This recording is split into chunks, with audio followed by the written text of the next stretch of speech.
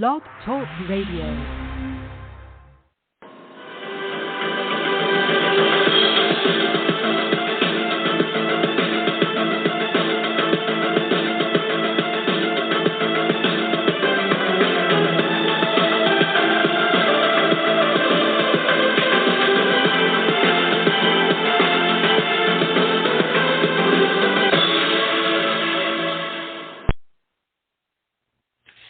Good evening, everyone, and welcome to the 505th edition of the Feuerstein's Fire American Soccer Show. I'm your host, Daniel Feuerstein, give you American perspective of our clubs, leagues, players, national team, and other fabulous moments. You get your daily reading from me and other writers over, other fabulous writers. Of course, Feuerstein's Fire, now a blog.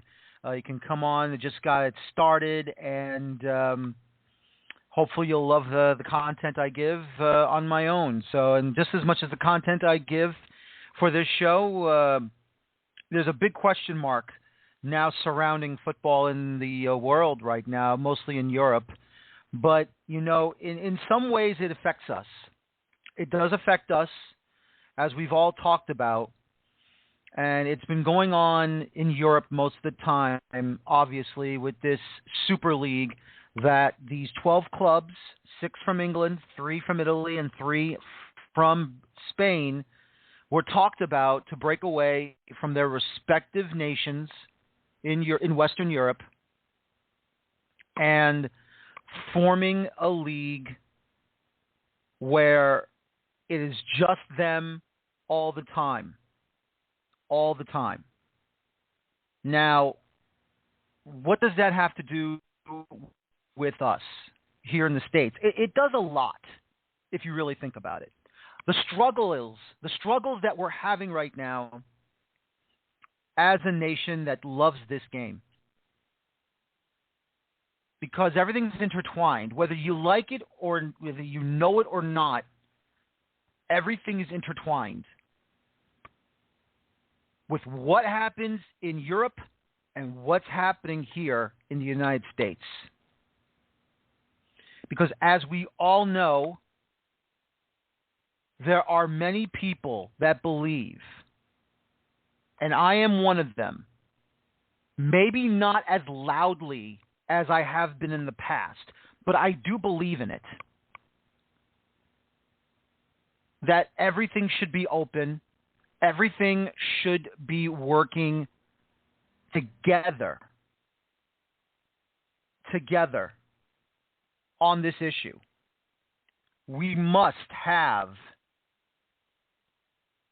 the mechanism of promotion relegation in this country.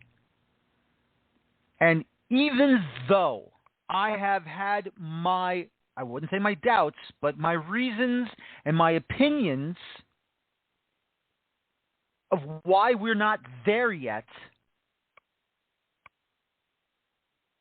it continues to show in this country right now why I believe we are not there yet. It is easy to stand on top of a soapbox and scream and yell and just yell out bloody murder why this country should be having it right now. But it's hard to have open dialogue and have constructive conversation on why it should be here now. Why are these the reasons we have to have it now? When will we have it now? And I have said many, many times, there are not enough stadiums, grounds, room, that every single club does not have their own stadium. This is why I have always said to have this happen, and I've always said this as well, you don't have to have a stadium size like Red Bull Arena. You don't have to have a stadium size like Banc of California. The new stadium in Austin, Texas, Explorer Stadium. As long as you own the land, you own the ground, you own the pitch by these clubs, everything will come to fruition. And then when we get there, then it can happen. You might have to wait. But when you see these 12 clubs coming in and then all of a sudden deciding to ignore what has been going on in the world and in Europe for such a long period of time, it is interesting to watch, but it's also tough to watch. Because if you really think about it, the sport right now, they have guns drawn at them. Target is on the back, or shall we say, the balls, and the nets, and the pitches of the sport in Europe. Because we watch what goes on in England. We watch what goes on in Germany, in Italy, in Spain. We watch these moments. We pay attention to what goes on. We support clubs in Europe. Without a doubt.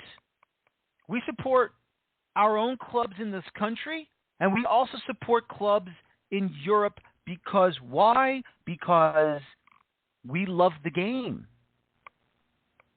We love this game. You know,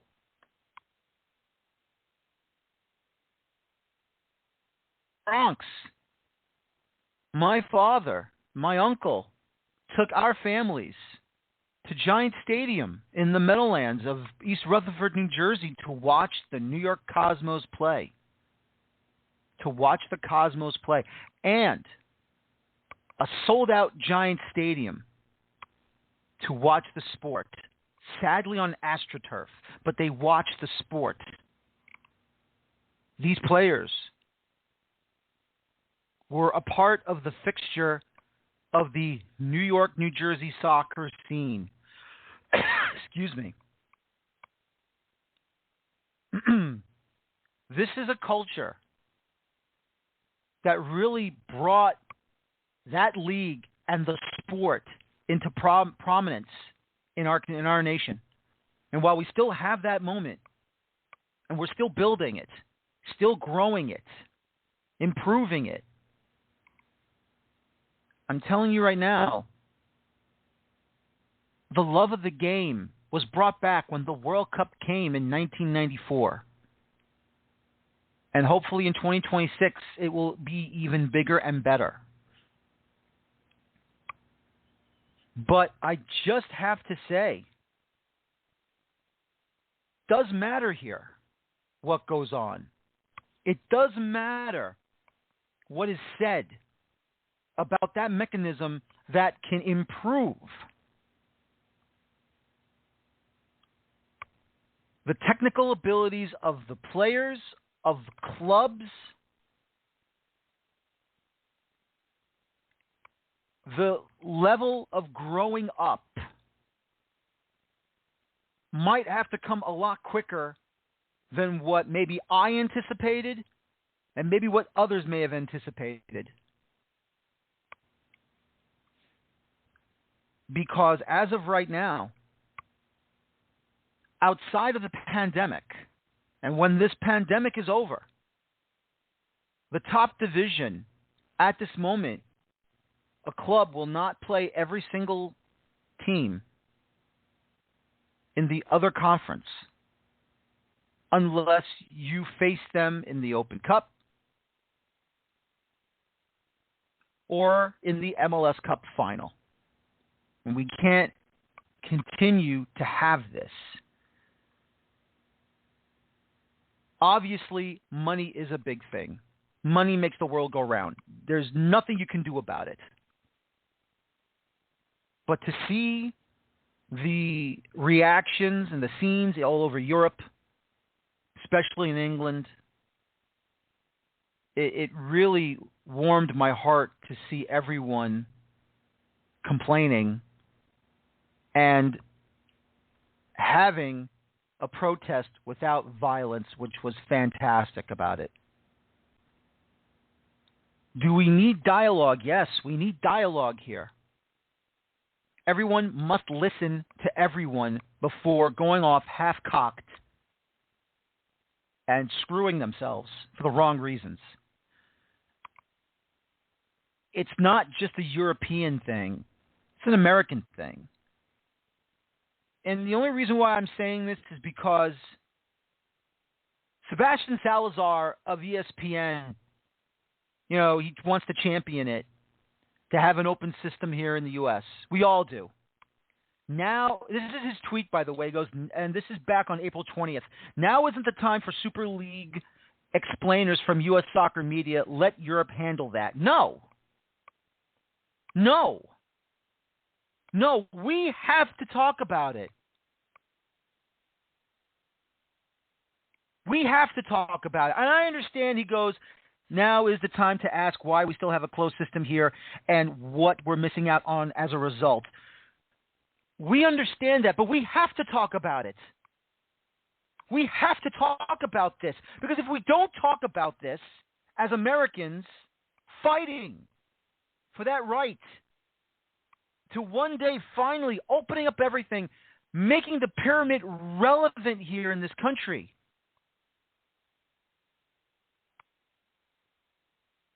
then what's the point of having our own leagues here?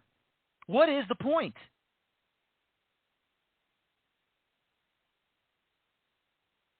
This is a pivotal moment, I think. You have someone that lives in this country, born in this country, and at the same time, expats of those from England, from France, from Germany, from Spain, from Italy, from all over Europe, who moved to this country to have a better life, who got involved supporting the game in their nation and in our nation. Their voices matter too. All these expats that have moved from Europe to here, they have a right to speak about it. They're the ones influencing our children, and we are influencing our children to love this game. So yes, we have to talk about it as Americans. You have to shock the sports fans of this country who are NFL fans, NBA fans, NHL fans, Major League Baseball fans. How would you like it if you saw a minor league team get a chance to be promoted into the major leagues and the worst team of that year goes relegated and goes to the AAA league of that said sport? Do you know how much shock there would be? Do you know how upset that would happen? The amount of anger of a normal, regular sports fan in this country? Could you imagine what could happen? Hell, Jeremy Schaap also said it as well. If there was no NFL draft, if you had the worst record of the season last year, if you were the 1-15 or the 0-16 team last year in the National Football League season, and instead of having the number one pick in the first round of the NFL draft for 2021, you would be relegated to a AAA league below the NFL, which there is no AAA league. It's probably just college football or arena football. Could you imagine the shock that would be if an NFL team becomes an arena football league team and an arena football league team becomes an NFL team? That would shock them completely. So this is why the discussion matters here in this country when it comes to the world's game. This the reason why. If we are going to talk about it, we got to have a lot of, gusto behind it, because one day we have to shock the sports fan in this country and tell them, hey, this is what happens. You like it? You want to be a part of it?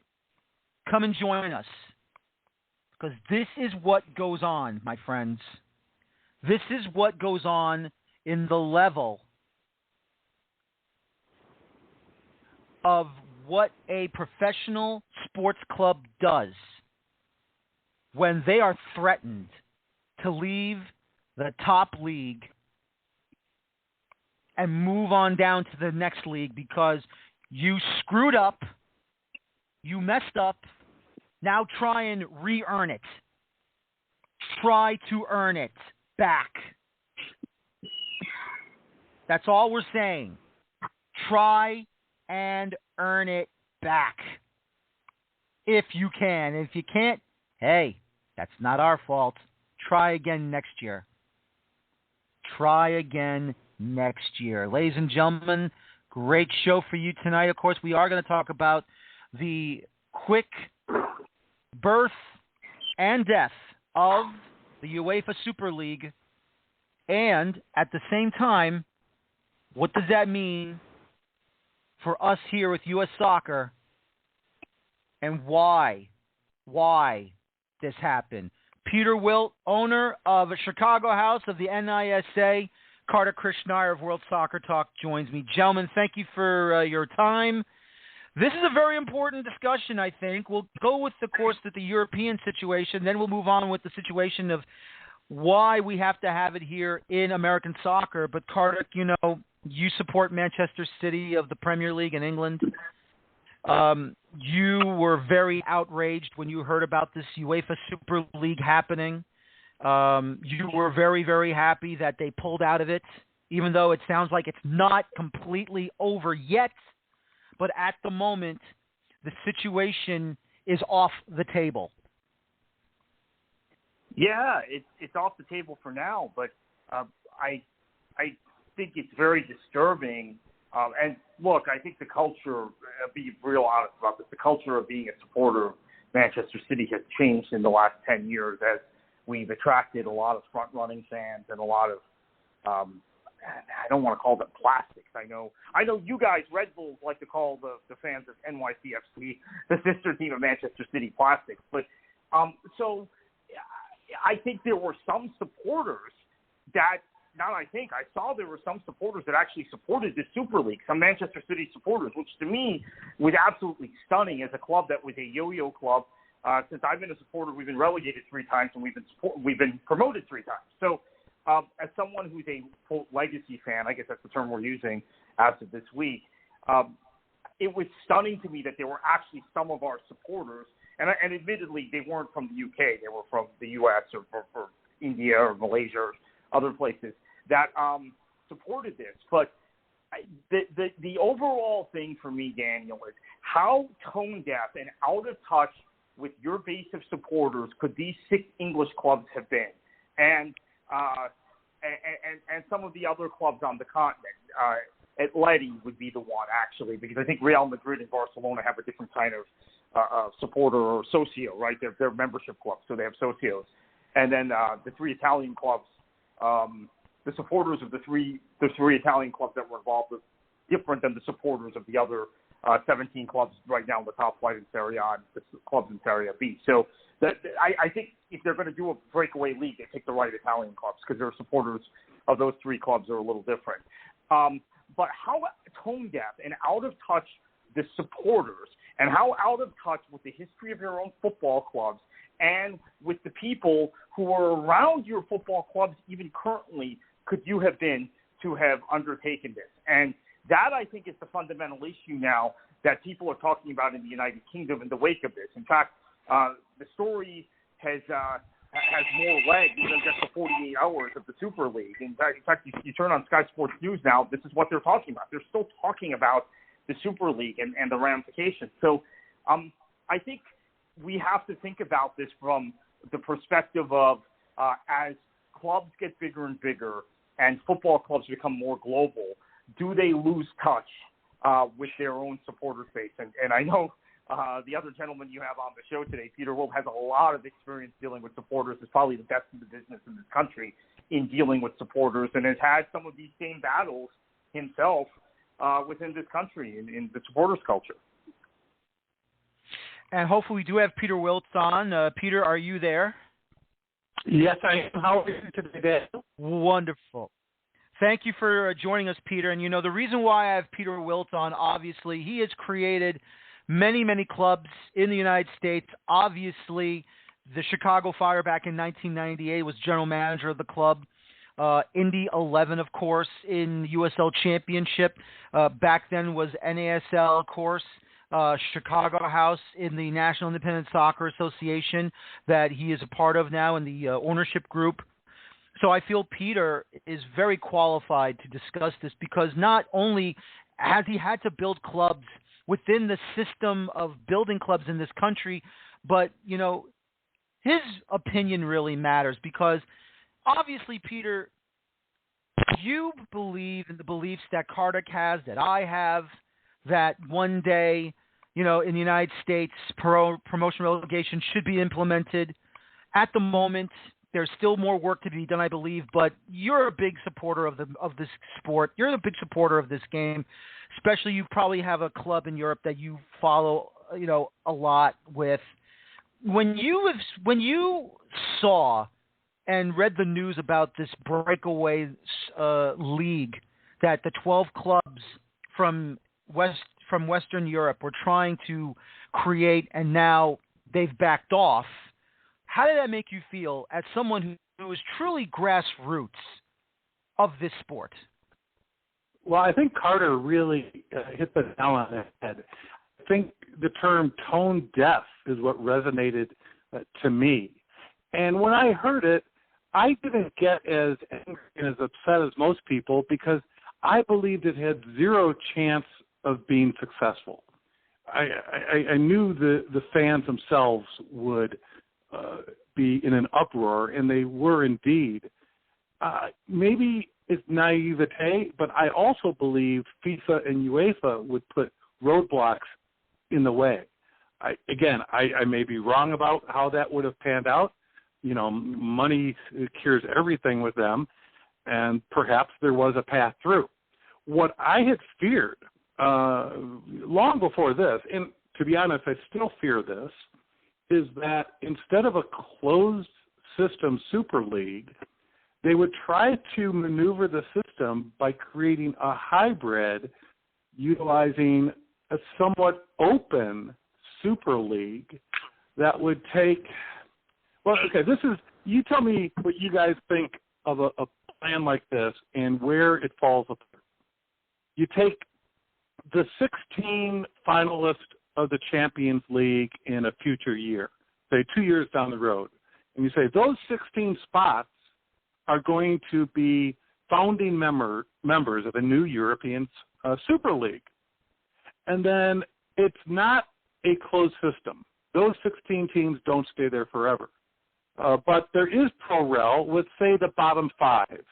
And each of the large European leagues, the 5 leagues, each get one spot in there. Or maybe there's some other formula. And maybe it's 4 or 2. And maybe it grows to 20. But have it so there is pro-rel between the Super League and the 5 top European leagues. And maybe there's even a play-in round.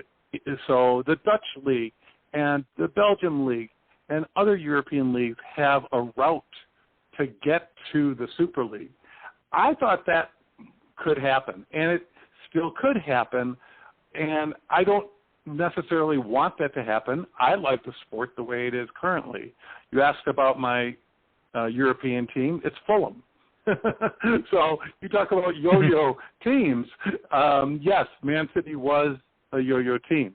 Fulham is, in the present tense, a yo-yo team. And while I am very saddened about it right now, I appreciate it. I think that's the word.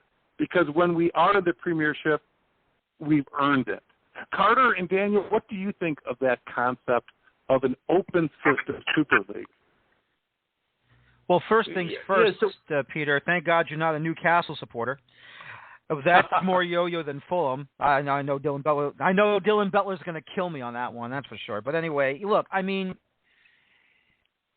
if so be it that it's an open league, then that's fine. I don't have a problem with it. But still, though, my feeling, and I don't know if Kartik will agree with me on this, what does that do to the FAs that represent each individual country in Europe, and not just in Europe, but around the world? Let's just say, for the hell of it, let's just say this, though, Peter, and Kartik, you can chime in too. This would mean that the football associations of those respective countries, their powers would be null and void, because they're the ones that are supposed to be running the sport within their own bounds. UEFA, Asia, Africa, CONCACAF, they control what goes on in their regions. And, of course, FIFA handles the entire game in the entire globe. So I really think it's more of a war on the individual FAs per each country of Europe that are being threatened by this. What do you think, Kartik? Daniel, I agree with that, but I like Peter's suggestion in the sense that it gives us a talking point, because I think there is a certain point where these big clubs thought UEFA would buy in to what they're doing. And maybe this ridiculous Super League proposal, this ridiculous breakaway closed league they were proposing, would have been a starting point for negotiations. The optimistic side of me says that. The pessimistic and probably more realistic side of me says, no, these guys are just tone deaf and greedy, and we're looking to dismember football as we know it, right? That's probably the reality. But I think they need buy-in from UEFA if they're ever going to do anything in the future. They now know this. And FIFA. Peter mentioned FIFA also. Obviously, money talks with both FIFA and UEFA. I think the way a partially open league, like Peter described, would get to first base, so to speak, with UEFA would be if there were some ability to share revenues with leagues and clubs from other countries, from Eastern Europe in particular, where UEFA, remember, UEFA is a democracy like FIFA, and their members, they feel, from Eastern Europe have not really benefited from the largesse of the big clubs and more money floating to certain clubs in the Big Five leagues. So taking care of Belgium and the Netherlands, Peter mentioned that. Portugal is also a very good league with, obviously, Porto is regularly in the knockout stages of the Champions League, but also the leagues in Eastern Europe. This is why they revamped the Europa League and made it more accessible. They went from UEFA Cup to Europa League several years ago, and now are proposing this new Champions League format, which would give you, at least in theory, more teams from Eastern Europe, but would also generate more revenue for the big clubs. So I think it comes down to revenue and money. If UEFA feels like they can monetize a partially closed league for their own benefits and for the benefits of their members, they will do it. For the benefits of their other members, their Eastern European members and members in the Balkans, etc. Now, in terms of the Big Five leagues and the Big Five FAs, Daniel, that you mentioned, I do not think they will go for any sort of proposal that involves this sort of European Super League, whether it's partially opened or completely closed. I don't think the five FAs will go for it. And in fact, it's a very good thing for that none of the German clubs joined. I don't know how legally the German clubs could even join a Super League breakaway, because they would have to have a member vote technically. But I think, especially in a country like Germany, I just cannot see this even getting off the ground. Even if they had Borussia Dortmund and Bayern Munich in it every year, I just think culturally it's something that would not be accepted in Germany. I think we see it won't be accepted in England. And although this is the question for you guys, Spain and Italy, the reaction in Spain was very muted. The reaction in Italy was there were some strong feelings, but it wasn't quite like it was in England. And in fact, I would say the feelings in France and in Germany, even though their teams declined participation, were stronger than they were in Italy and in Spain. So maybe there is a possibility of a closed league that just doesn't include English or German teams. But then where do you get the revenue? If you don't have English teams in it, I just don't think from a marketing standpoint, global media rights standpoint, it's very attractive unless you have English clubs. Very true. Let me just say this, and this is from I found this on Twitter, obviously, and once again, this is from Fabrizio Romano. This is an official statement from the Super League people. They basically say this, guys: the European Super League is convinced that the current status quo of European football needs to change. We are proposing a new European competition because the existing system does not work. Our proposal is aimed at allowing the sport to evolve while generating resources and stability for the full pyramid, including helping to overcome the financial difficulties experienced by the entire football community as a result of the pandemic.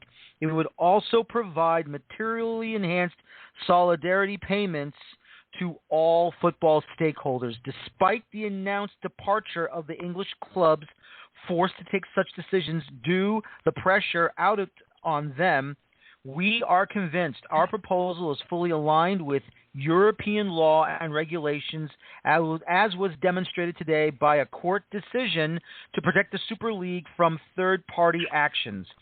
Given the current circumstances, we shall reconsider the most appropriate steps to reshape the project, always having in mind our goals of offering fans the best experience possible while enhancing solidarity payments for the entire football community. Peter, if that's the case, then why couldn't they just say that right off the bat if they feel that the pandemic has caused a lot of financial issues for probably even the strongest clubs in each nation's, top league?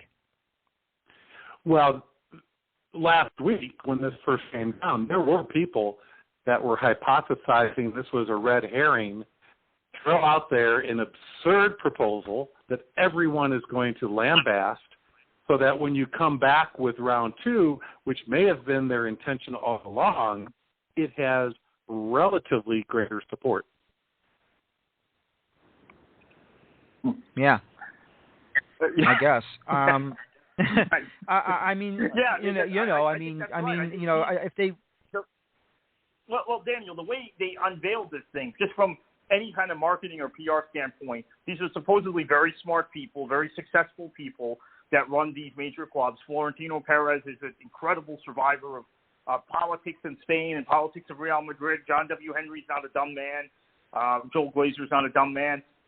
For them to have botched the launch so spectacularly as they did, and just absolute embarrassment, that gives credence to what Peter is saying, because, we're trying to rationalize how could such smart people be so stupid and then keep spinning. Like they kept digging deeper and deeper over the 48 to 72 hours this went on. So maybe the whole thing was a red herring, because, yes, anything they propose now in the future, relatively speaking, will have more support.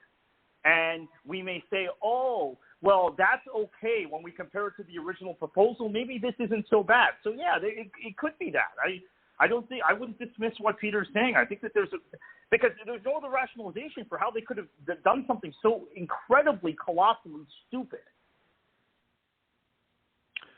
Yeah. Yeah, who was the banker? It was J.P. Morgan. They came out and apologized. Yeah. So that makes me think that if it was a ruse, they were not in on the joke. Yeah, right. Well, good old Chase, sometimes, you do well with their banks and sometimes you don't.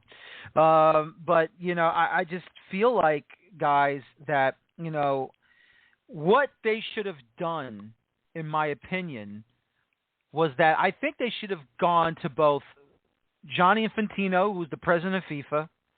They should have also had a meeting that shared the meeting with the president of UEFA.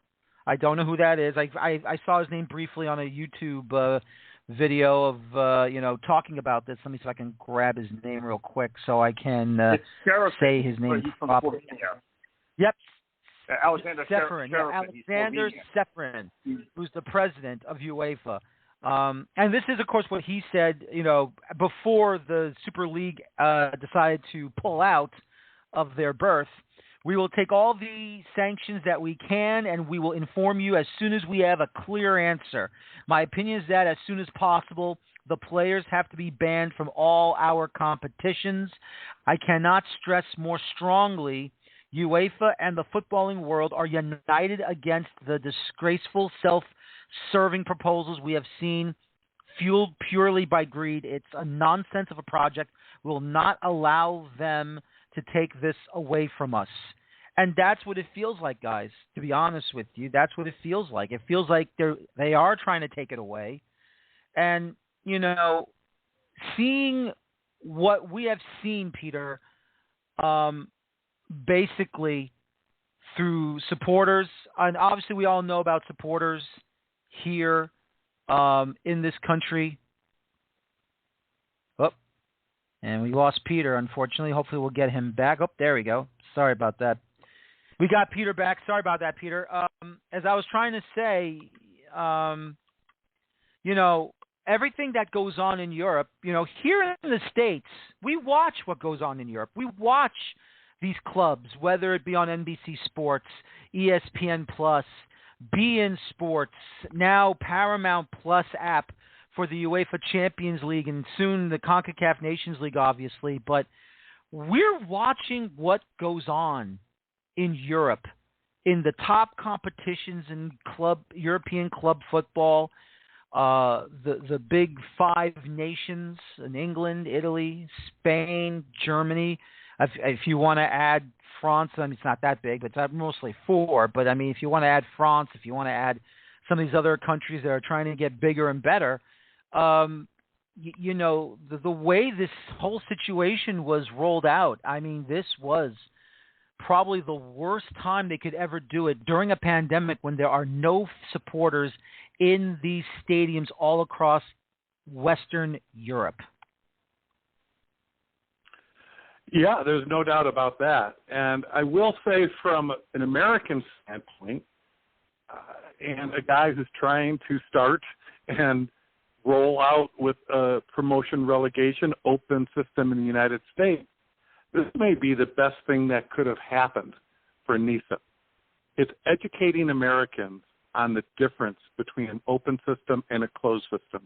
And I think the serious soccer fans, you know, the people that are listening to us right now, they get it. They understand it. The education is not needed. But for a large swath of the American soccer landscape, I'm not certain they all appreciate that what they're seeing in Major League Soccer and USL is a closed system with territorial exclusivity, with no promotion relegation, with a games played in a different structure than it is in the rest of the world. And this shined a spotlight on that. So I don't think it, you know, solves all of NISA's challenges and gets us to the front of the line with everything. But I think it is a small step towards educating the populace, the soccer populace anyways, what NISA is trying to accomplish. And Kartik, you know, I want to take Rio Ferdinand's comments. He was on BT Sport a couple of days ago, obviously, when the whole thing rolled out. Being a Manchester United player, and of course he was a fan of the club, he called it a war on football when the Super League came out. Do you believe that with this Super League going into Europe, or the attempt to bring it to Europe, that this is a war on football? I mean, are we really challenging, or are they challenging how football is played in their countries and what football, how it should be played in our country? Yeah, I think that certainly structurally, not necessarily how the game should be played from a technical standpoint, although I would argue closed systems eventually affect that, which is why I'm a big supporter of Peter. Peter's project. In fact, Peter remembers I did one of the first interviews with him once he launched NISA with the late Jack Cummings. Wow, it's probably 5 years ago, and obviously worked in NASL and in other independent soccer entities, because I do believe eventually closed systems stifle your potential from a footballing standpoint, and definitely your potential from a commercial and marketing standpoint. War seems like a little bit of hyperbole. I did watch Rio Ferdinand on BT Sport, and along with Joe Cole, who played in NASL, by the way, and Chris Sutton was on there with them, and Robbie Savage having this conversation. The fact is, though, once you begin to close systems off and you begin to choke the ability of teams to be upwardly mobile and advance, it's very, very difficult for football to exist in the same fashion it has. I mean, like right now, my favorite team to watch in Europe is actually Atalanta, which is a team in Bergamo. They are in Serie A. They are not a big club, but they have been very good the last few seasons. They've been very entertaining. I say I like watching them from an entertainment standpoint. That club was about to be absolutely screwed over by three of its neighbors. Bergamo is about 40 miles from Milan, so two near neighbors, and Turin's not much further from there. So, yeah, I do think it was a war on football, and I do think if you have success closing off a system which includes the biggest and most visible brands in this sport, then you probably are going to have success eventually changing the entire character and structure of the sport. But, you know, what Peter said at the outset actually is probably right.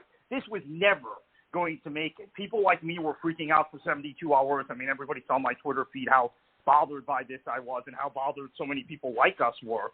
But in reality, maybe Peter was right. This was such a, if it wasn't a ruse, it was such a poorly constructed thing where there was absolutely no understanding of the culture around this sport in Western Europe, to where it was going to fall apart after 72 hours. So maybe in reality, this will end up being a good thing, because I like what Peter said. I've actually been thinking this privately myself.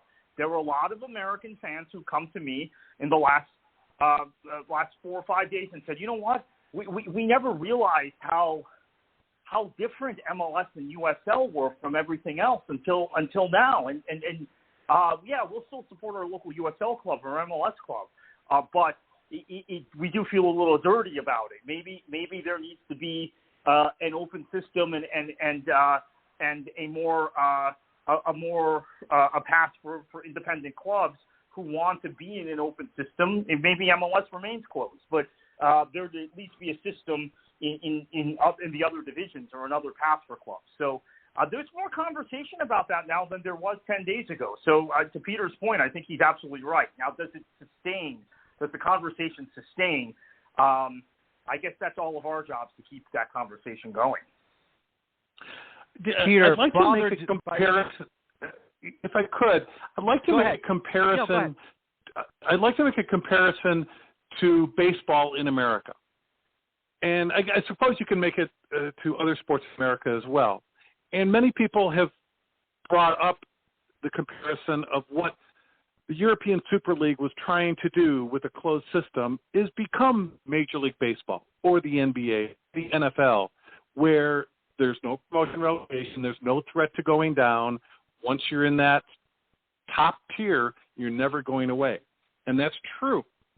But the impact of that on all other European soccer teams, while I think in general, people got the correct sense that it would be a catastrophe, I think there's a relevant comparison to think about, and that is minor league baseball in America. Now, minor league baseball in America is successful. It's strong. You know, even with or without the recent revamping that had dozens and dozens of teams unaffiliated, they'll survive. They'll transition into independent teams, non-affiliated teams. But what you have in America with minor league baseball is a sport that the fans don't care about the sport. They don't care about winning and losing in minor league baseball. They show up for the entertainment, the game experience, the hot dog, the beer, the soda, the promotions, the gimmicks.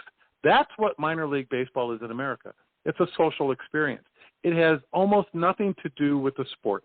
It certainly doesn't have relevance comparing one minor league team in one part of the country to a different minor league team in the other part of the country. There's probably some people that go to the games to see future stars, and maybe that is a little bit what they can hang their hat on. But if you take away promotion and relegation and the open system in European soccer, the fans of lower division teams all of a sudden lose their relevance to the sport as a whole. There's not that connection, and that's what they're trying to take away. Yeah. Yeah. I mean, I want to throw this, and I want to share this analogy as well. I said this in my intro monologue, guys, and this is what Peter is saying, obviously. See, the National Football League, the NFL in this country, has no minor league system. Basically, college football develops the players, and then they have to transition from collegiate athletics to be a part of the NFL. And this is what Jeremy Schaap said, and this pertains to, of course, I root for an NFL team. I root for the New York Jets, which, of course, it's in my blood. I can't help it. But, that doesn't mean that I ignore what goes on a football pitch. But, watching an American football team, that's what I do as well. But, Jeremy Schaap of ESPN, who basically was doing, watching soccer himself, he probably has a Premier League team himself he's rooting for. He was saying during last year's NFL season that the New York Jets at the time were on a very bad season. They were 0-12, 0-13, 14, whatever. And that whoever has the worst record of that season in the National Football League, they get rewarded by having the first overall pick in the first round of the upcoming NFL draft for next season, which will be coming up this Thursday on April 29th. To reward failure to the Jets at the time, where they were 0 for something until they won 2 games last year, and then they didn't have it. Now Jacksonville Jaguars have it. They were 1-15. Jets end up being 2-14. They got the second pick overall. Jacksonville is going to get the first overall pick of the draft this coming Thursday night. You're rewarding failure. Maybe these teams in the NFL should be relegated to another league. Where that league is right now, we don't know. It's probably not going to come back. It's probably not going to come at all. But could you imagine an NFL fan, and I've already experienced a hatred of that idea that, if the Jets ended up with the number 1 overall pick in the 2021 NFL draft, that should not happen. They should be relegated out of the National Football League. That gave Jet fans, they were irate when they heard that opinion from him, from the sports reporters on every Sunday on ESPN. They swore at him. They yelled at him. And, I was on a Jet podcast, and I said, listen, I understand where he's coming from because I'm a soccer guy too. And I've told them this is the reason why he said that. Because, if the NFL ever had promotion relegation, forget it. There would be no NFL draft. The NFL draft would be like the MLS Super Draft. You just pick somebody and that's it. And you don't have to worry about any, promotion relegation or anything like that. But if there was no draft, the top prospect of this upcoming draft would be going somewhere else instead of going to be picked by Jacksonville. The guy would be a free agent, and he would go somewhere else. That's the situation that everyone in Europe, Kartik, is what they're probably getting a little worried about. Could you imagine in England they don't sign free agents, or they don't sign free agents, or you get a university kid that is like unbelievable, or they will lose an academy player that has been a part of their academy for so long, and then he just signs he gets drafted by, for the hell of it, let's just say Liverpool, or by Fulham, or maybe by the other Manchester club in Man City. I mean, that would make Man United irate, wouldn't it? Yeah. It'll never happen. in Europe, the sort of draft system. You know, the one thing I would always say, though, about the draft in American sports is it makes you scout. I think the baseball draft is more interesting to me because that's, as Peter talked about, the minor league system. That's stopping the minor league system, and you have to really do some in-depth scouting. I mean, college football is the most televised sport in this country, so it doesn't take in-depth scouting. I like Peter's point about the minor leagues in baseball because I think that's what would end up happening to European football. You would have supporters who still have a bond with their club and with their ground and with their community, but it would be less about the results at that point. It would be more about going to the ballpark, we're talking about minor league baseball, but going to the ground and enjoying your day out. It would be less about performance and sporting merit, which I think is what we're trying to get back at here, is that everything is supposed to be about sporting merit in this sport. When you speak about Jeremy Schaap, by the way, Jeremy Schaap has covered soccer extensively in his career at ESPN, the son of the late, great Dick Schaap. So, yeah, he knows soccer very well, which is why he made the analogy about the Jets, and I guess a lot of your fellow Jets fans, Daniel, don't follow soccer, didn't understand what he was talking about. But, yeah, so what ends up happening is you reward failure and you reward mediocrity, which is the problem. One other thing I want to point out real quickly on the Super League, somewhat off topic, but you have a couple of really poorly managed businesses recently. Juventus, Barcelona, and Real Madrid to a lesser extent. They have mismanaged their businesses. So what they were looking for also with the Super League potentially was a payday to bail them out. The only way they can get that payday, because I said this earlier, is that the English clubs are much more marketable from a global perspective and have financial structures that are more robust, right? And there's more television money in the Premier League, et cetera. I mean, also in Asia, the Premier League is huge. So they needed the Premier League clubs in this breakaway so that they could try and balance their books. So let's keep that in mind when we talk about this European Super League. You have three clubs, three of the five ringleaders. The other two were Liverpool and Manchester United. But three of the five ringleaders, and the three that are still in the Super League as we speak, are three impeccably poorly run. Impeccably is the wrong term. I have to reverse them. Really poorly run clubs the last couple of seasons. Yeah. No, you're absolutely really right. is. They're looking for EPL to be their lifeline. Yeah, they really are. And, I mean, that's the one thing I also think with this whole situation is, I mean, I don't want to say, blame some of these clubs for not paying their bills on time, but, I mean, we have to say this, Peter. How many clubs in Europe, or in England, I should say, below the Premier League level have been in administration for how long now? I mean, Wigan is basically the poster boy for being in administration. How many times they've gotten themselves into trouble, even though they did win an FA Cup over Manchester City. Sorry, Kartik, but I had to bring it up. To just basically, put themselves in financial peril almost every single season they've played, whether it's in the Premier League or it's in the Championship or Leagues 1 and 2, whatever leagues they've been in below the top four leagues of Europe. Yeah, and it's a market from top to bottom, though, in Europe, where the broadcast revenue is obviously rich at the top level, and they have the golden parachutes, they have the solidarity payments. Those need to be tweaked to make sure that the foundation of their sport is taken care of. Because, operating revenues are not just a European thing in terms of the shortfalls. That happens around the world, and not just in soccer. The NFL might be the only pro sports league where every single team is printing money. The major league sports in America all hemorrhage money from an operating standpoint, but they're making money on the valuation of the clubs as they go up.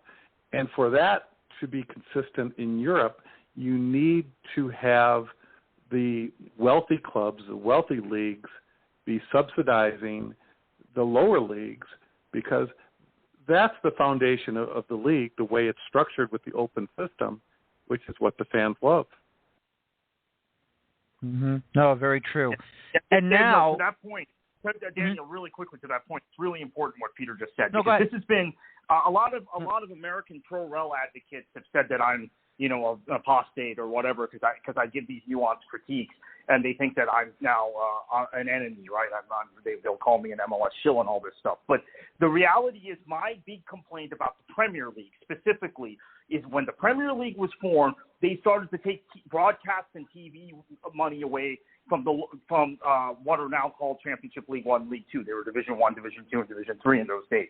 So to me, a lot of the problems Wigan and Bolton and Bury, who's now gone under, and Sheffield Wednesday and other clubs have experienced in the last few years that have gone into administration have been due to less and less of the television money floating down the pyramid.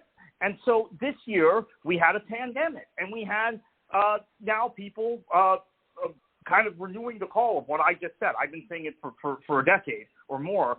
And the Gary Nevilles of the world were saying, hey, Premier League clubs, open up your wallets, open up your hearts. You need to fund the rest of the football pyramid. You need to help them out. So Manchester United and Liverpool, two of the perpetrators of the Super League, did this thing called Operation Big Picture, where they were effectively looking to hoard even more revenue under the guise that they were helping the rest of the pyramid. And then, 6 months later, they do this breakaway. But I think what Peter said is so important, because in England, the reason we're having so many clubs go into administration is the Premier League has gotten greedier and greedier and wealthier and wealthier and wealthier. If you look at Germany, I know I always come back to Germany as the perfect model, and I know it's not possible to replicate that ownership structure in most places. But in Germany, that money that is generated by Bayern Munich and Borussia Dortmund at the top floats down the pyramid all the way down to the regional leagues. And that does not happen in England. And that's one of the reasons I'm a great champion of the German model. It isn't just the 50+1, which I love, but it's also that they take care of the rest of the pyramid in a way that they don't in England. And in a way we don't in the United States, obviously. That we know really well. Yeah. Kartik, you're a brilliant person. I really respect your thoughts on that. And you're right. And, one more plug for NISA. When Jack and I structured this league back in 2016-17, it was with solidarity payments up and down the structure. And that's one of the challenges that NISA is going to have. I mean, it's easy to say we're going to implement promotion and relegation, but it also needs to be done in context with how are the top teams financially supporting the bottom teams. Yeah. All right, gentlemen. And that's once why again, I love that NISA vision. Yep. Yeah, sorry, Daniel. Same here. All right. No, that's all right. You're fine. Once again, Four Scenes Fire American Soccer Show. I have Carter Krishnaiyer from World Soccer Talk. And, of course, Peter Wilt, owner of Chicago House, and also the man that also helped create the NISA. As we've talked about the UEFA Super League birth and death. And now the one thing that I've always said, of course, that we've already talked about the feelings of this is not open competition, this Super League. It was a closed competition, and we have this going on in American soccer right now through our professional leagues. Every single league run by whichever entity it is, Major League Soccer, United Soccer Leagues with Championship, League One, League Two, MPSL. Let me just say I work very well with the MPSL. I love my partnership with the MPSL. Carter, of course, is helps out with the communication department with the Premier Amateur Soccer League. Of course, I have a connection with him through them now. And any other leagues that are here in the United States, obviously, with no promotion relegation at the moment in our leagues and within our structure through U.S. Soccer. The questions have to be asked again, and I've said this many, many times, and you two can agree or disagree with my assessments, because I've always felt that it's not just a governance issue through U.S. Soccer. I also firmly believe that every single club must own their own stadium, not pay rent to either a high school field or an athletic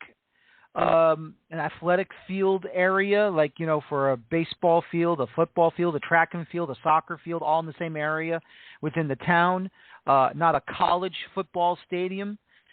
Don't pay rent to an NFL stadium. You must build your own stadium for the sport. Of course, let's not forget what Peter has done, of course, with Forward Madison in USL League One, Indy 11 in NASL now with USL Championship. What he's done now with Chicago House that has SeatGeek Stadium in Bridgeview, Illinois.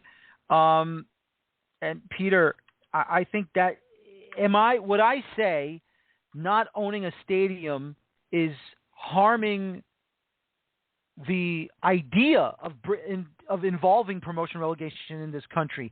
Is that considered a red herring from me, or do you feel that's an accurate statement about the finances of paying rent to another entity that you must use that field to play your official league match in? Well, I think the term you used is not accurate. You don't, in my opinion, you don't need to own a stadium, but I think controlling the schedule and controlling the revenue streams is very important.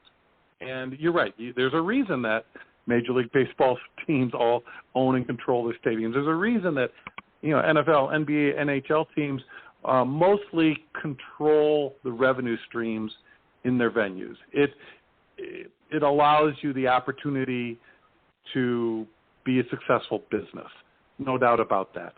The expense side of it, paying the rent, really isn't the biggest part of the deal. I mean, it may end up being a single-digit percentage of your overall budget. So you don't want to pay rent. You'd rather pay it to yourself or have other people paying you rent.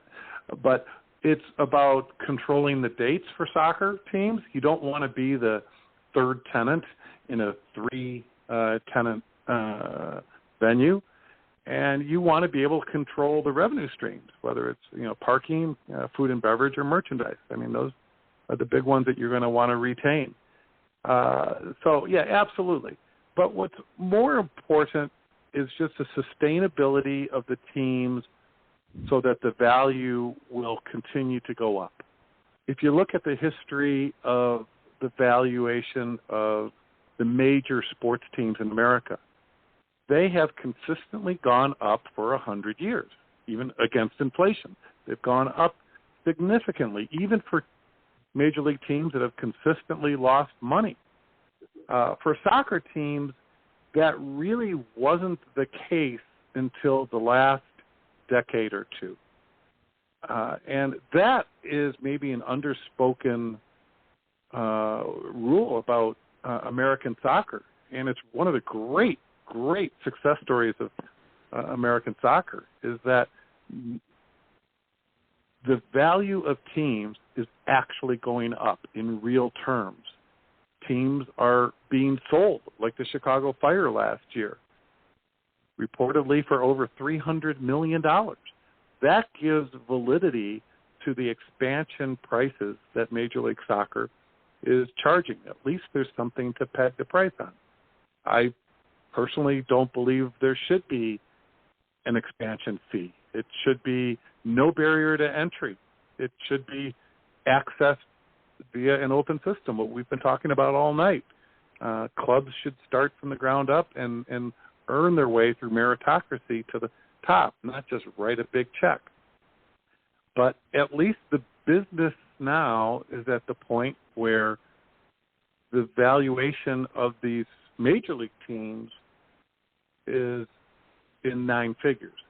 And that's because they've existed, they've sustained, they have not folded. The next hurdle is lower division teams to achieve the same status. And they're starting to. And to USL's credit, the expansion fees they've been charging have been going up slowly but surely over the last decade. And that's a direct result of supply and demand and sustainability. And these teams, some of them are actually being sold. Whereas in the 50 years before that, there were not lower division teams being sold to anybody. There wasn't no market for it. They were just, they would play until they couldn't sustain the losses anymore, and then they would fold. But to your original point, Daniel, if you can control your venue, control the scheduling, control the revenue streams, you have that good chance for sustainability. And Kartik, I mean, I think that's the number one reason I've been saying this and I've been championing this. It's not that I don't want to see promotion relegation not coming here. I want to see it coming here, but I really believe that the controlling of the venue for these clubs is more apparent right now to be stabilized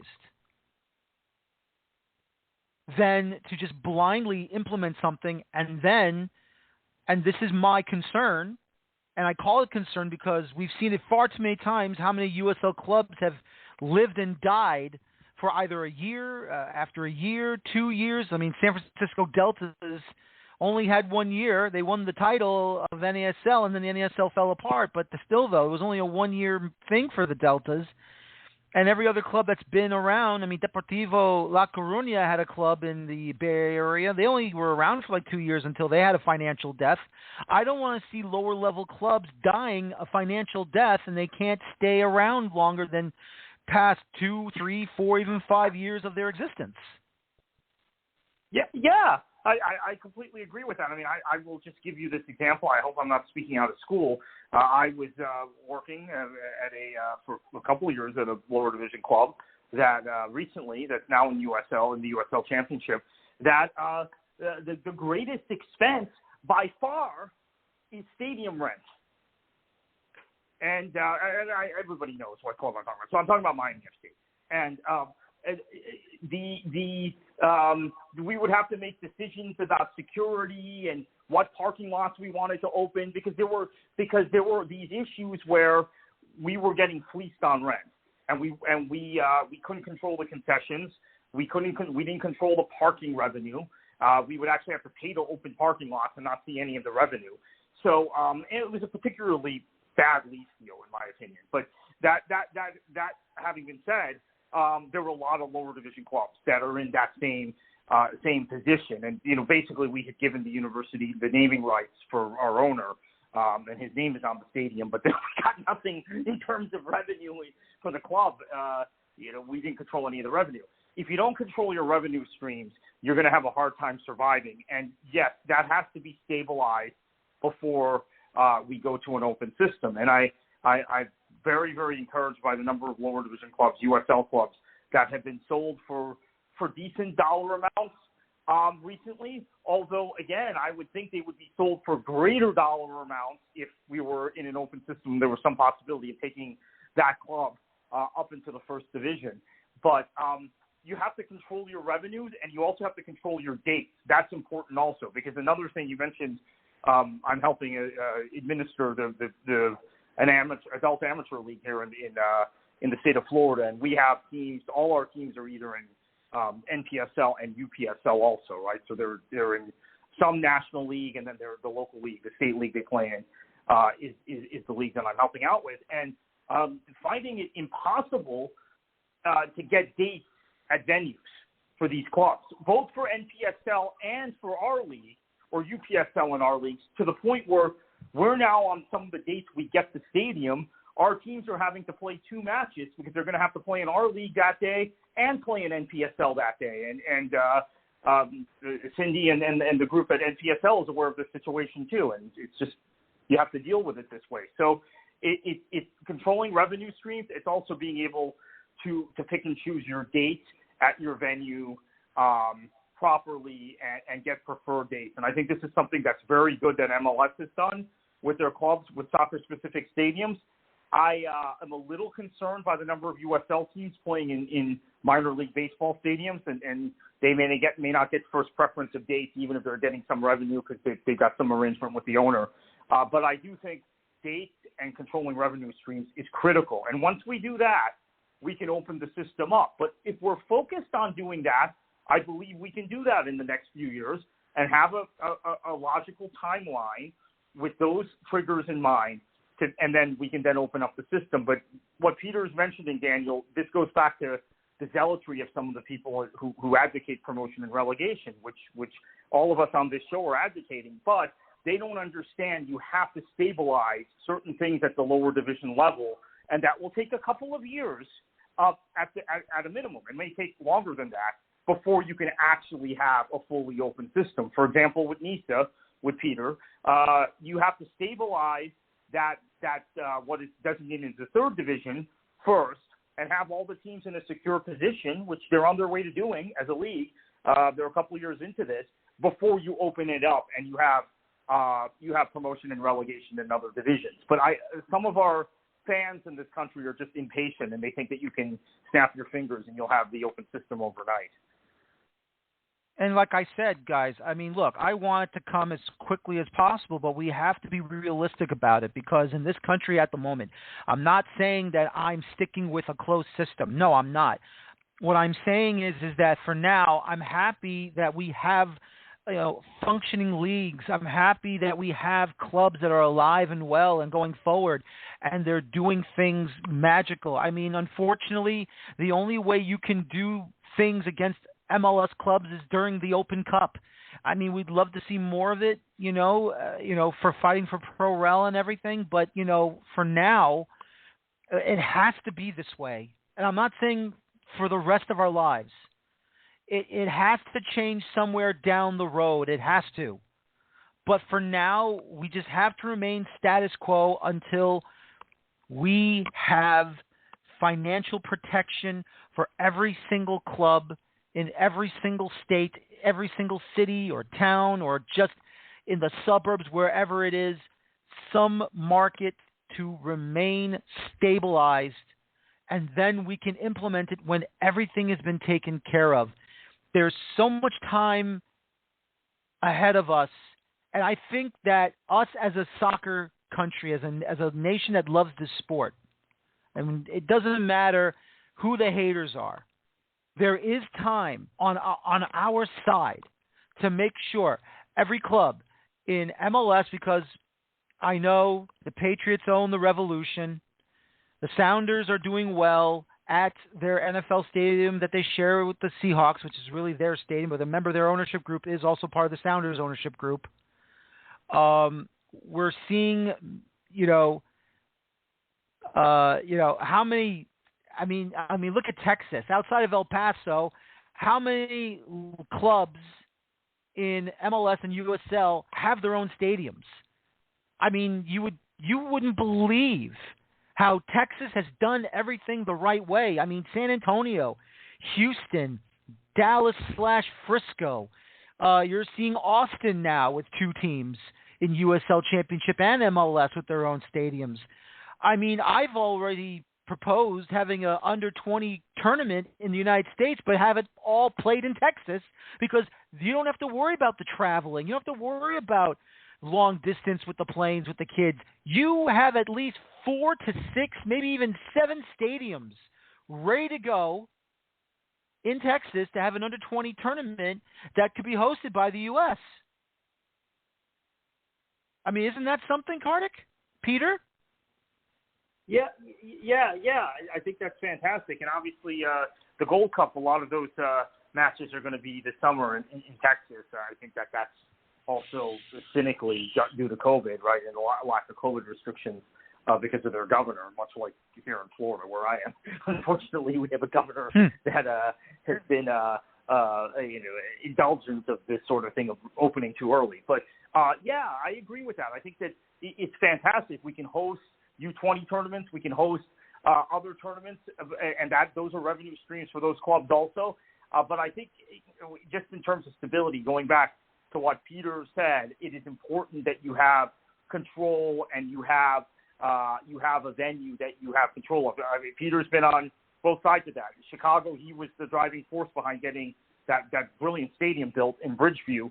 Unfortunately, in Indy, he dealt with what happens when you don't have your own venue and you're at the mercy of other people, which is what's happened with Indy 11 for much of their existence. So I think he speaks with some authority on this subject because of his own experiences, and to me, it's critical, the venues, not just for these other ancillary things, but specifically for the clubs to survive. They need that security blanket, so to speak.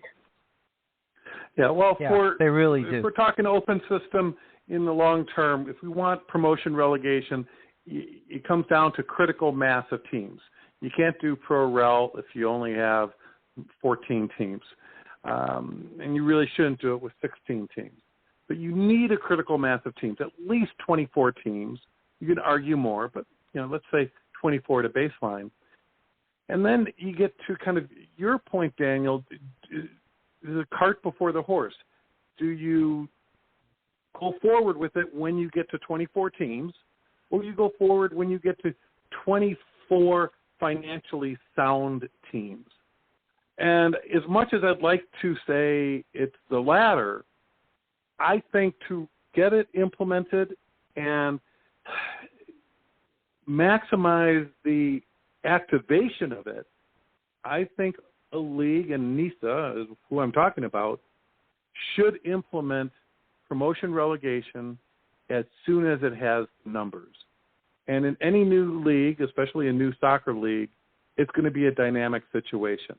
You're going to have teams that have eyes bigger than their stomach, and they don't last too long in the beginning of a league. The key is adding more teams than fall away. And to NISA's credit, they've created a national affiliation with a network of amateur teams called NISA Nation. Out east, it's Eastern Premier Soccer League. Where I am, it's the Midwest Premier Soccer League, the Gulf Coast Premier League, Mountain Premier League, and it's national. There's over 200 teams. What that provides is not only an incubator for these amateur teams that have higher ambition to grow into a professional team and get promoted into NISA Pro, but it can also serve as a softer landing pad for a pro team in NISA that maybe bit off more than they can chew, needed more experience, needs more capital to operate as a professional team, and they can go back to being an amateur team and continue playing soccer in their communities, continue providing their fan base with the sport they love, and either grow back or maybe that's the level they need to be at. That's the way the sport is in the rest of the world. Not every team is professional. Not every team is in the top tier. And America should be the same way. Markets need to find their own level. And each community should have the opportunity to have more than one team. And Buenos Aires has 18 professional teams. They're not all top tier. They all represent different things. Certainly a different neighborhood, a different geography, but they can represent different socioeconomic groups, different religions. You look at Celtic Rangers, and we don't have enough of that in the United States because of the territorial exclusivity. And an open system allows that. It allows communities to have their own identity, whether it creates more of the Cubs-Sox dynamic. And that's one of the things that really excites me about NISA is that opportunity. And part of that, unfortunately, is you're going to have teams that come up and then they go down. Hopefully they don't fold, but I think part of an open system is that dynamic structure where some clubs will be promoted even in the same market and some will go down. Yeah, Daniel, that I want to follow up on what Peter just said, because that's, to me, such an important and exciting part of NISA. Important part of an open system is the lack of territorial and geographic protections or restrictions. That's, to me, critical because this sport is at its finest when you have local derbies, when you have local rivalries, when you have in large cities. We talked about Manchester. It's Manchester United, Manchester City, but there's also Bury, who I mentioned had got under. But Bolton is in Greater Manchester. Wigan is in Greater Manchester. Rochdale is in Greater Manchester. Salford City, which Phil Neville, who's now the manager of Inter Miami, is a co-owner of. They're in Manchester also. They're in the Football League. They're in League Two. So, and David Beckham is the co-owner. Sorry, David Beckham and Phil Neville are co-owners actually of that team, and Beckham is obviously a co-owner of the MLS team also in Fort Lauderdale. But that to me is one of the most exciting things about what Peter launched at NISA with the late Jack Cummings and with the whole idea of open systems is the lack of territorial restrictions.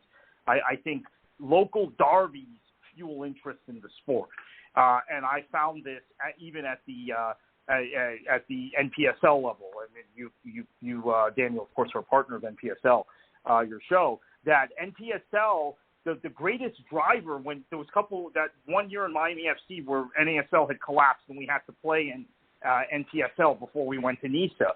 I was pleasantly surprised by the interest in us playing it with a professional team in an amateur league because of the fact that we were playing entirely local teams that were either also from Miami or from Fort Lauderdale or from Palm Beach, and then there was a team in Naples. That was really something that I did not quite grasp. I'd always talked about it conceptually because of what happens overseas, but I didn't grasp domestically how much of a driver that could be an interest even of the top team. How many people that were Miami FC fans had been with us in NASL that stuck with us in NPSL because we were playing Miami United or we were playing the Storm from Fort Lauderdale or we were playing Boca Raton FC, and they knew someone associated with the other club or they had supported the other club or they had a friend who played for the other club. I mean, so there are these things that come with taking away territorial restrictions, and actually NCSL does have territorial restrictions, but they're like 10-mile radius. It's not 100 miles like MLS. But that was something I recently learned can really work in this country because local derbies fuel interest. Even if you're a professional team that's been dropped in an amateur league and your fans may think, we don't want to watch this team in an amateur league, but then you're playing local teams, so they stay interested. Yeah, exactly. And until then, we just got to stay where we are. It's rough, it's tough, but Rome wasn't built in a day, and neither was American soccer. But I will say this, gentlemen, and whether you care to answer or not, it's okay, but I feel like at this point in time, I feel like the governing body of the sport in this country, I feel like it's a rudderless ship, and I don't know what they're doing. They just don't want to talk to the people. The Board of Governors is running the federation right now. Cindy Parlow-Cone may be the president, but what has she really done? What has Carlos Cordero actually done after he was voted in as president and before he was thrown out or he stepped down after the whole debacle of the not paying the women a proper wage for the national team? We don't know what Soccer House is doing. We really don't know what they are doing, what their governance is, and how they're going to move forward. I really believe they're just either have their heads buried into the sand like an ostrich does by the beach, or they are just standing idly by and just allowing things to walk right past them. I don't know anymore, Peter. It's tough to gauge what U.S. soccer is doing these days. Yeah, I think there's too much of a consolidation of power. And unfortunately, it's with the few. You can make an argument that if the consolidation of power was around the youth or the adult amateur, that there's a good reason for that because that's the sheer numbers of people involved in the sport. I think the adult amateurs and the youth soccer folks need to be given, or better yet, take a greater involvement, a greater voice in the direction of the sport in this country. And then, it's very self-serving, but I also think that the folks involved in what's considered independent soccer, adult soccer in this country, whether it's NPSL, UPSL, NISA, these folks should be considered the mainstream of the sport. They're not. We're considered the outlaws on the outside looking in. In the rest of the world, folks that are playing the sport like these independent leagues are the mainstream, right? They're the open system. And in the United States, the folks that are playing the closed system, the system that was just roundly booed and derided with the European Super League, those same folks are controlling the sport in this country. They're making the decisions. They're being viewed as mainstream, as what's normal. It's not normal. In a global context, that's abnormal. And I'm hopeful that in this last week, more and more people in this country that care about the sport will recognize the abnormality of a closed system.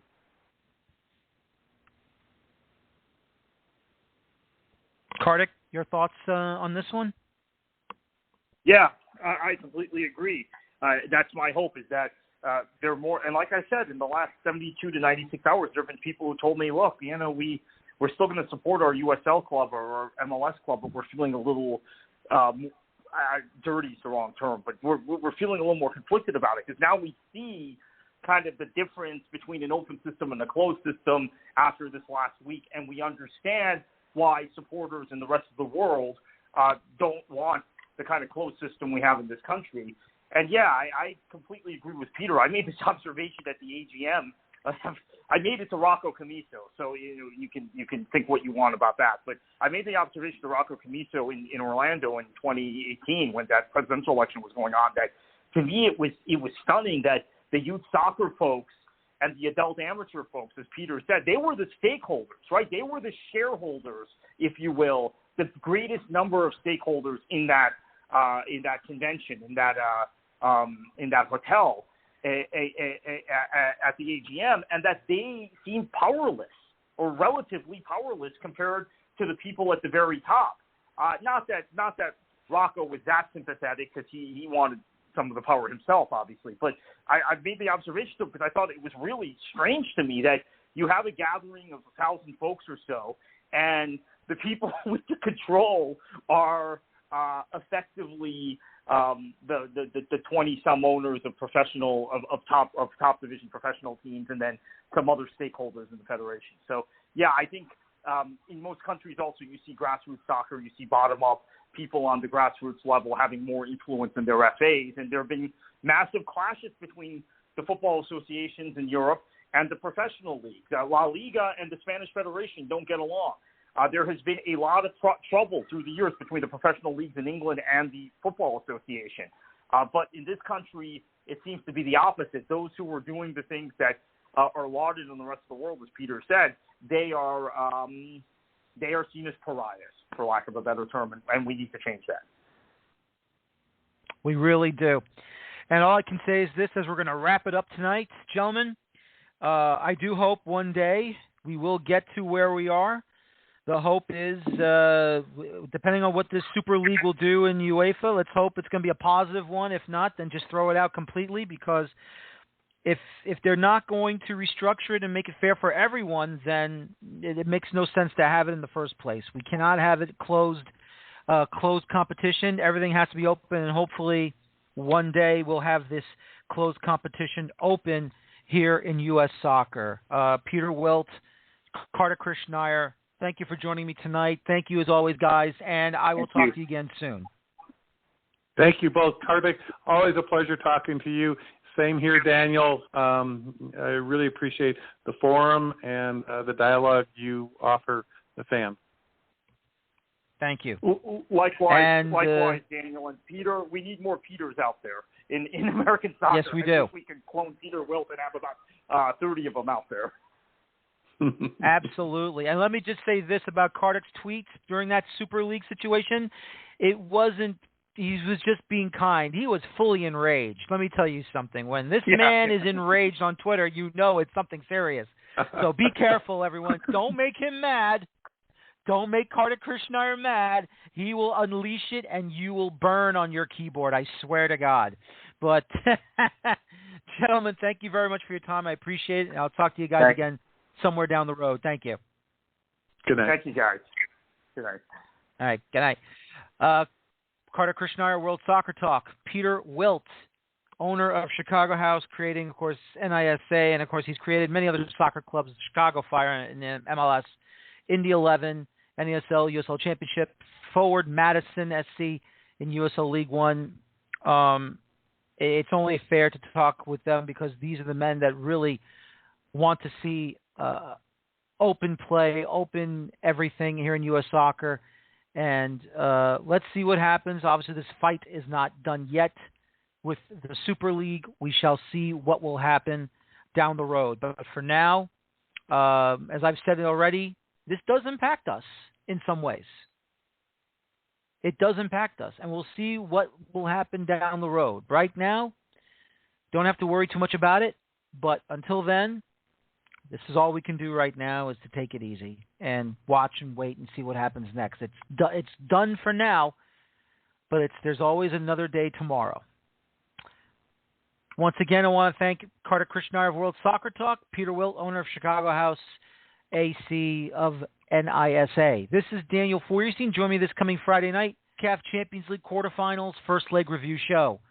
Enjoy your evening. As always, please enjoy your football. Have a good night. Take care. So long. And bye-bye for now. Have a good night, everybody.